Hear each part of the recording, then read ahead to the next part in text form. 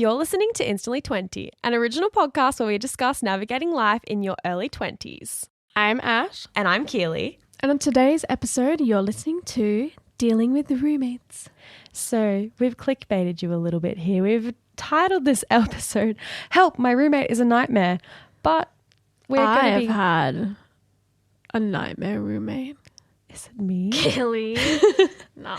So, all fun. Okay, we are going to be discussing the real nitty-gritty, the juicy details of what it's like to have roommates in this episode today. But we are not going to be talking shit about anyone, I promise. Like, this is going to be... Oh, are we? No. Shout out to our past roommates. Sending you guys love, like, yeah, no hate. All love. I feel like roommates can come with a negative but so many positive experiences. And it's all part of your growth, your journey. Yeah. All love to our old roommates. Yeah, I love you guys. And if you're listening, thank you for listening. Thank you for listening. Okay, so to get started, as per usual, we're doing our Lucky Girl segment. Lucky Girl Syndrome segment. Do you want me to go first this week? Yeah, go for it. All right, I'll go first. So, okay, I'm really excited about this one. This was a few weeks ago now, but I just remembered about it and I felt like I really wanted to tell this story.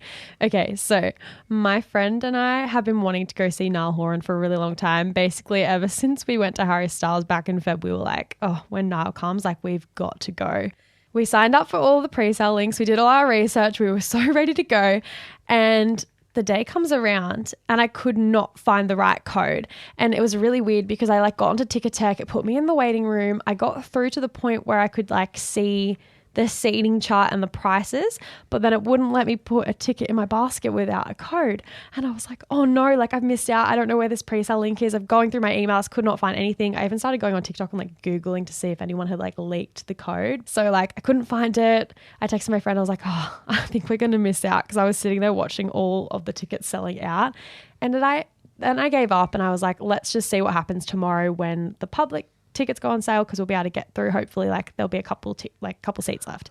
And anyway, I went and did some chores. I paid some big bills. I had to go pay my rego, and I was a bit sad because I was like, God damn it, that's a lot of money. And I'm sitting there kind of just ugh, that's a bit deflating. And an email pops up in my inbox, and I got sent the link by Niall's website, but I knew for a fact this particular day there was only 2 pre-sales, and one of them was the artist pre-sale, and you were meant to have bought the album to get the link. And we didn't buy the album because I was like, I've got Spotify, I'll listen to it for free. But I actually got sent the artist pre-sale link, which I wasn't meant to have. Pops up in my inbox. I didn't believe it at first. Put it in, and we got the tickets, and I was so excited. But I just I thought it was funny because I was sitting there wow, this is a reward for being an adult and paying all my bills. So we're really excited. Lucky. We're going to go see Niall next year, and I'm really happy that we got tickets because they were selling out really fast. I love that. I love concerts. I'm actually literally going to piggyback so hard off of what you just said. My lucky girl syndrome. So, Noah Cyrus is actually opening for Keely. For Keely? For me? Yeah. Are you performing? No. So anyway, yeah, she's opening for me. Short, she's opening for Keely. She's opening for Lewis Capaldi. And she said, she mentioned it. And I was like, no way. I love Noah Cyrus. She's Miley Cyrus's younger sister. And I've been listening to her music for years. And I really, really like her. And I was like, oh, dang, I don't like Lewis Capaldi though. Sorry to all the Lewis fans. I'm not going to spend all that money just to see her perform a few songs. Found out that she was performing a secret show. It's a very smaller, kind of auditorium theatre kind of thing. And she's performing. It's a very intimate, cute, little private concert kind of thing. Not private. I'm like, oh, okay, invited. It's a small audience. It's a very small audience, but somehow I got tickets to it, so my friend and I are going to go. But yeah, so we're both very excited to see some artists. Keen. I love how just fully slapped my lucky girl syndrome on top of yours, but no, but it's so exciting that concerts are coming back. I don't know how everyone else feels about that, but I'm a big live music fan. We are wanting to go to Taylor Swift so bad. Okay, I'm just putting it out there to the universe right now. We are manifesting these Taylor Swift tickets so hard. We are going to be there. I'll fire with these Swifties. I'll be out here being like, Blondie's mine. Blondie's mine. Blondie's mine. With pitchforks and die. All right, so today's episode, as we said before, is what to expect with your roommates, dealing with roommates, and help, my roommate's a nightmare. Ashley. Roommates. Yeah, as you guys probably listened to in our very, very first episode, we spoke about our experience moving cities, which also, I guess, touched on roommates. Yeah, because obviously lightly. it's kind of hard to live out here by yourself. It's a bit expensive. You have to find someone to live with. Okay, well, let's just jump into... Let's talk about, like, the way that we were raised, right? Keely and I talk about this all the time because I feel like when we have sleepovers at each other's house, we're like, why do you do things this way? And why do you do that? Yeah. And we go back and forth about how it's so funny. The way that you were raised in, like, your family home really does set the tone for, like, how you live in the rest of future. your life. And like, I think Ash and I talk about this a lot, but like living with people, whether it be a roommate or a relationship, as long as it's anyone outside of your like original initial family upbringing, it is literally like having like a business transaction with this person. Everything needs to be laid out on the table. There's money involved. There's feelings involved. It's your life. So like how you were brought up really affects whether or not that relationship is going to, you know, be great or if it's going to crumble. I think as well, it really does teach you a lot of life lessons. Like sorry, mum and dad, if you're listening, they do listen. Hi, They Mum. weren't very diverse with their cooking. Like I'm very blessed. I always had a hot meal on the table and a roof over my head. But like I haven't started eating Asian food until I moved to Sydney. I haven't really explored much food, right?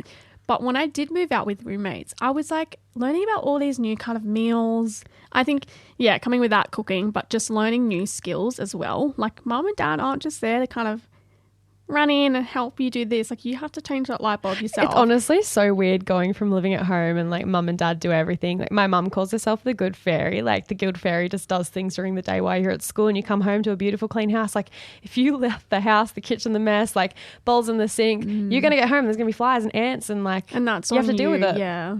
Actually, speaking of which, I have a story about this.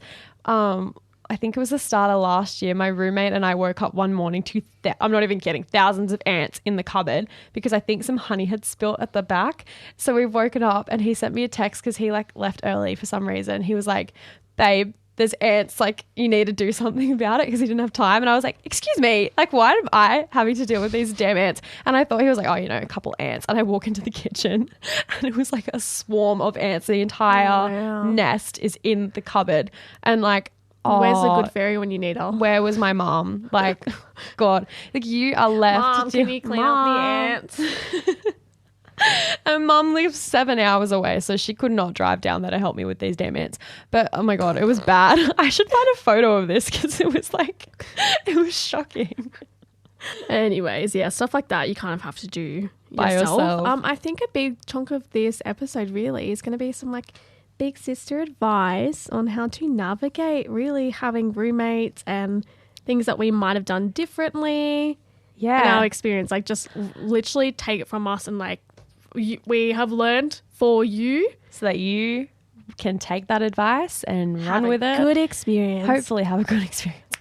So when I moved to Sydney, why are you laughing at me? It's because that time I was like, Killy's had so many roommates. And you're like, that sounds like I'm really difficult to live with. No, it's just that your circumstances have like Changed a lot. just changed a lot. Or maybe I was difficult to deal with. You never know. I can drop the tea on that.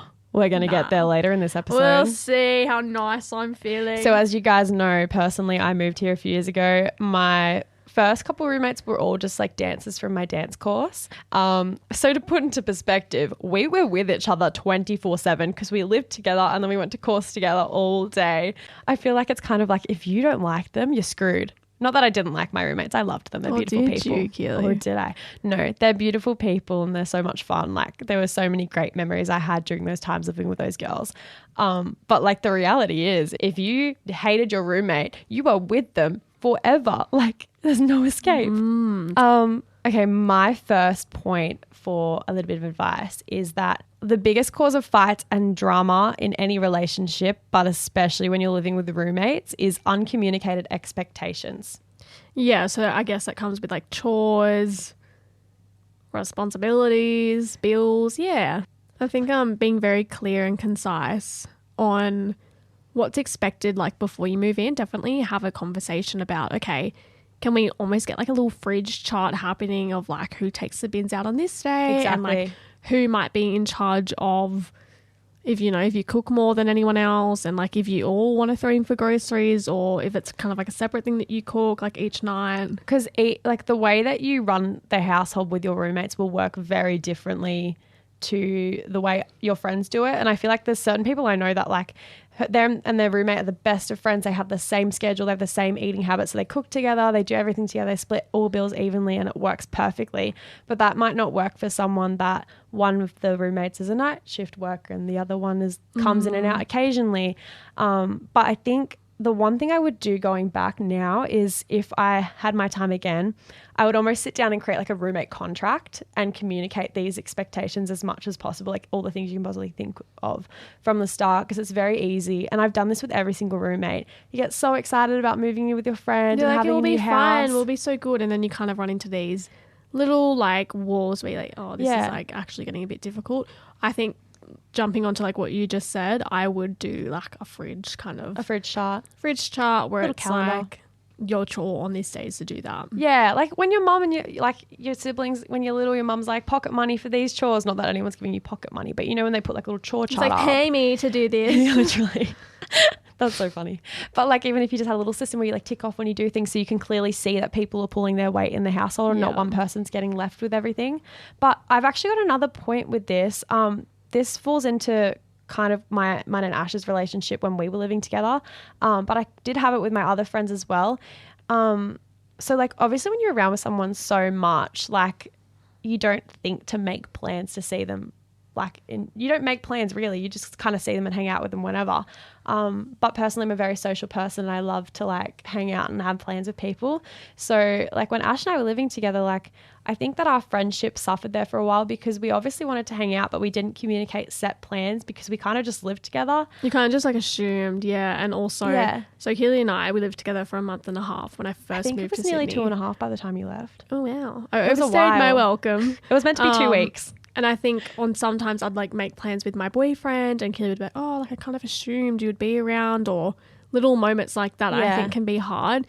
With what you are saying though, I think, not in our case obviously, but when you are moving in with someone who is a roommate and not just like one of your closest friends, they're not your best friend.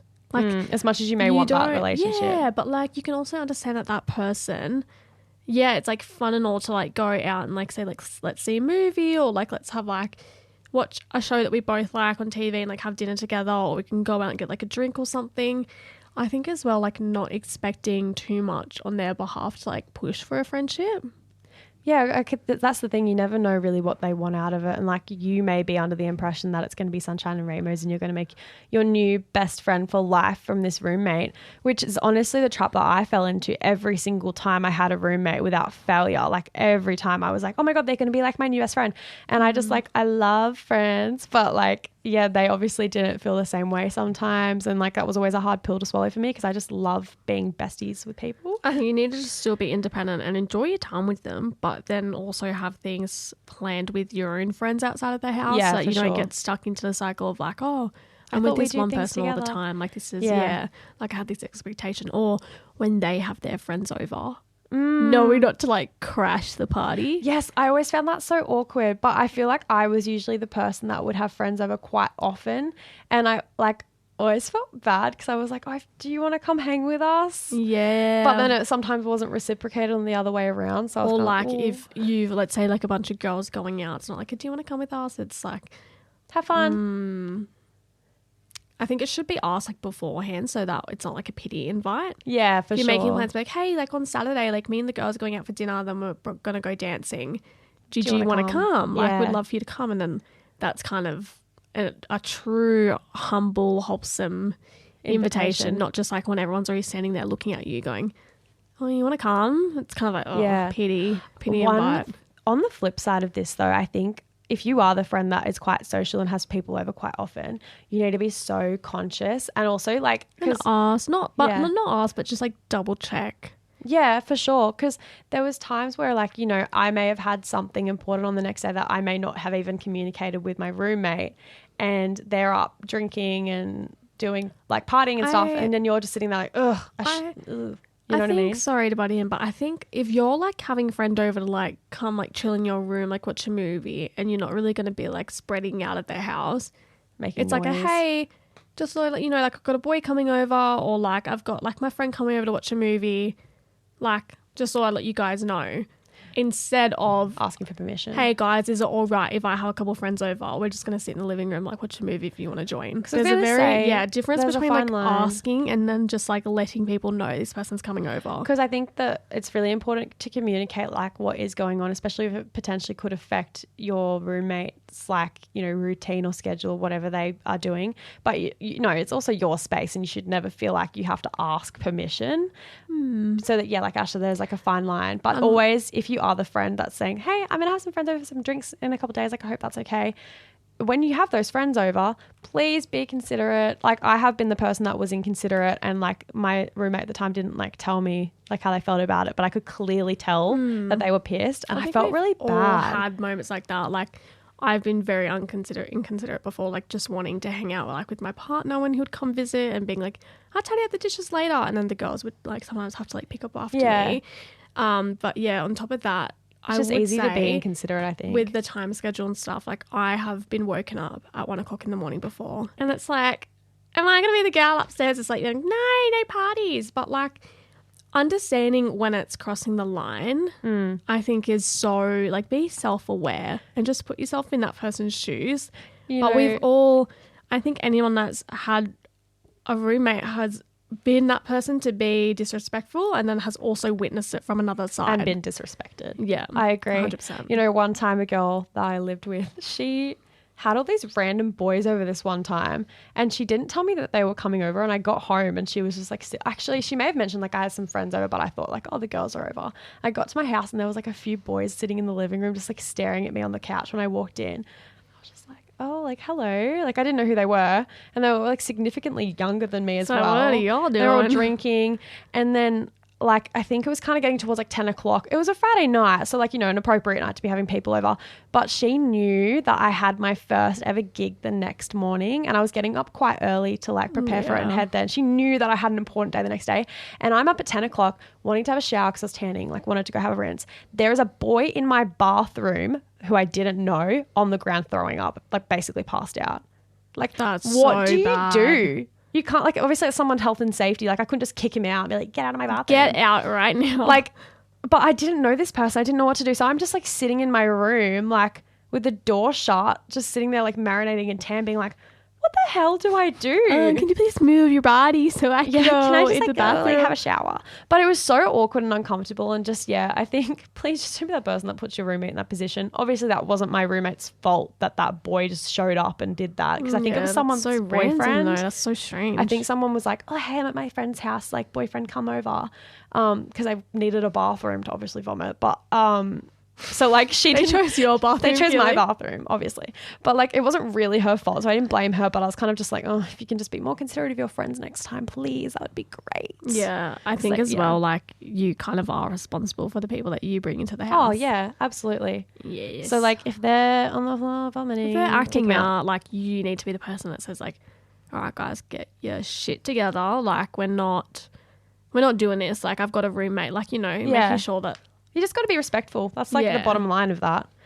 But so back to like when Ash and I lived together. So we like lived with a guy who was like one of my friends from dancing. We absolutely love this boy. So like shout out to him. Hello, if you're listening. But so I just wanted to kind of touch on the positives of roommate experiences, because I had the best time living with these two for a couple of months. Like it was a lot of fun. I think it was like 3 months in total living with both of them in between it. But like I just like had the best time, loved them. We were always like, for example, me and him would like sit in the living room like late at night having like very like deep D&Ms, and it was always like really fun and like, yeah. But Ash and I both wanted to share a story about the experience when we lived at this particular apartment. Because, okay, wait, Ash, are you ready? I'm going to talk about those girls. Are you ready for this? Oh, the girls upstairs. We have a lot to say about this. These girls. This is a big thing that comes with apartment living. And like, this is a word of warning. If you're going to live in an apartment, it's not going to be all fun and games and quiet, because we had these girls upstairs that I think they were 17 and 18. Like they were probably still in year 12. So I have no idea how they were like in an apartment living by themselves. But they had boys over every single night. It started off with like, I think it was like Friday nights. They would kind of start to play loud music till maybe 10 o'clock at night. And it was like, you know, it's the weekend, whatever. And it would kind of stop by the time it got kind of late. But by the time Ash moved in, because this had been going on for 6 months prior to her coming, and like me and this roommate, we had started to write down notes, and like I would go upstairs and like stand at the front door and like record how loud this music was, because it was starting to just like get in the way of our routine. Very, very loud and inconsiderate. And even the boys would be like swearing. You'd hear them on the balcony. Yeah. I feel like you would smell like drugs. Yeah, I could smell weed. There was definitely some smoking going on upstairs. But I remember like even before Ash moved in, I had my parents over because they came to Sydney to like stay with me, and they had the door open because it was summer, like for a bit of airflow. And these girls are upstairs talking about most disgusting like they were talking about very sexual things, like doing things in public and disgusting, like at the club. It was just the most feral conversation. Language. And we complained to the real estate so many times that we're not doing anything about it. But it got to the point where Ash and I would be up on like a random Wednesday night at 11 p.m. The music would be blasting. It just progressively got worse. Not even like, I know we sound like old boomers right now being like, oh, like so loud. That noise. But really was. Like it was bad. I've never witnessed that before. It was so terrible. Like we would knock on their door. We're not like, we're not the kind of neighbours that are like, oh my God, turn your music off. But like, because I like if music. It's a weekend and you know, you're having fun, or if it's just like kind of faint music, who cares? But it would go on till 3-4 a.m. We started to like slide notes under their door, and there was one, actually we called the cops on them multiple times, but this one time the cops actually showed up and we heard them like open the door. So we've run to the front door and we were like put the phone up to the peephole and we like watched the whole conversation. But it was quite funny because we could literally hear her go, what music? What are you talking about? La, la, la. It's like, you're so stupid. Like, why are you lying? We don't know how they got away with it. Long story short, they were the worst. No idea how they didn't get kicked out. And it went on for 6 to 8 months. Like, we're very glad. Keely was very glad to move out, and so was I. I know, right? But like, it's quite funny because I've been put off apartment living ever since. Like, I've lived in 2 granny flats since now. I just hate apartments. You're like, I can't do it. I'm like, I don't want to even gamble having 18-year-olds live upstairs anymore. Like, yeah. I think something else that we could talk about is early on moving in with someone, opening up the window to talk about financial situations, like splitting bills. If you've got a larger bedroom, like maybe you'd be paying more, or a parking spot. People that do not live in cities and live in regional towns, you have the luxury of parking anywhere on the street. But in cities, you definitely do have to navigate around where to park if people are paying more for a parking space. Keeping things fair. Yeah, grocery shopping and stuff like that, but also just knowing what you will share. And I wish I could go back and buy my own furniture. I did towards the very end, but then when I moved, I had to sell like what I owned. But like, you move in, oh, we need a washing machine. Let's go halves. One person buy it. Yeah. Oh, an account, one person buy it. TV, the next person buys it. Cannot be all conjoined, because inevitably there will be a day where you have to move out. And who gets what? You can't decide really. Or you sell it on Facebook Marketplace and then you end up getting like thirds for it. It gets messy in the end. Very, very messy. That was someone who I had spoken to before I moved out had given me that advice. So I took it and ran with it. But I never ever split anything with my roommates unless it was like something we were going to use, and it got like food, for example. Like we would split food sometimes. But anything you like that's worth money and you think you're going to keep forever, don't split it. I'm talking about like big furniture items. Yeah, for sure. I think if it's more like you're buying a cheap like cookware set from Kmart. Oh yeah, you can split that Different stuff. Story. Like throw it out. Yeah. But like you things can't like get rid a of it, fridge, like your white goods. Microwave, like the whole thing, yeah. And also I think it's really important to protect your financial situation, protect yourself in that situation, just in case. Not saying things are going to go south, but like when it comes to money, you never know how people are going to react. Absolutely. And some people are going to, if they're angry and there's high emotions involved, people will do you dirty. I've heard some awful stories happening to friends, not even just with the roommates, but just like things like that. I don't know. I just think always keep things separate. As well, like bond. Oh, yeah. This is a really hard one, because when you go to live with people, only one person's allowed to be a principal tenant. I hate that. I don't think that that's right, because then that means there's no legal standpoint, you've got no foot to stand on if you weren't the principal tenant. You just have to trust that they're going to send you back your $800 at the end of the lease. I think you truly should fight for your place to be the person on the bond. And if you are someone that is like has it, if you don't end on good terms, like you can't just withhold someone's money. If you've got a final bill to pay, you need to split it. Like, don't hold that karma's going against to come back and bite you in the bum. Yep. I totally agree. I've always been the person that's been in charge, but I feel like even if I get angry at someone, like I feel like I'm very fair. I don't know if you would agree with that, but like no, Kelly, you're awful. No, I'm awful. I actually just completely agree with that. I feel like I'm very fair. It doesn't matter what you've done to me. Like I'm not going to withhold your money from you. So I was always glad that I was in the position to be in charge of that. But on the flip side, like when it came to paying bills, like I was always in charge and my name was on electricity, Wi-Fi, etc. And I just had to rely on the fact that the roommate would send me the money. And there were times where I had to like awkwardly chase up things, and I just hated that. Like it's like the flip side, like you're the person in power, but you do have to be responsible. Yeah. And I think that's where like the whole fridge, I'm in love with fridge calendar things where you can chuck up on a whiteboard like this bill's due this day. But it's annoying, like, sending those, like, repetitive texts, I think. Yes, but if you are the person that's lucky enough to not have to be in charge of the bills and not have to be worrying about, like, affecting your credit score, be nice. Just, like, be aware of when those bills are due and make sure you send it, like, a day or two early so that your roommate who has been put in charge of that task is going to feel comfortable and confident that they don't have to worry about covering your half. Or even if one person pays rent, another person pays, like, water, electricity, the other person pays, like, internet. Like, I think it's very... You know, because then, like, if one person's paying all this stuff, they're constantly going to have to be, like, chasing up the others for the money. It's stressful. You can kind of all have, like, your thing that you're very, like, reliable and, like, responsible for. Then you know what it's like to chase someone up for a bill. So then you kind of won't do it in return. But, yeah, very, very interesting. I definitely stand by going back to, like, the furniture thing, having your own furniture. Own your own stuff. So important. I actually have another thing to go off with, like, kind of the money and people like threatening and stuff like that.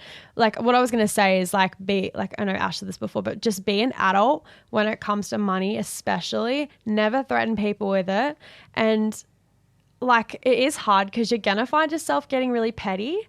I feel like this is another whole topic, but like I feel like emotions are really heightened when you're living with people. So like especially when you're parting ways, like if someone has had a bad experience and they want to move out and move in with someone else, or if your life changes, like your lifestyle might just change and you like need to go somewhere else or you're moving away. I think like it sucks. It doesn't mean that your friendship's ending. It just means that like it's going down a different path. It's going down a different pathway and people get very like butthurt over that. Like, oh, well, you don't want to be my roommate anymore. It's like, maybe I don't.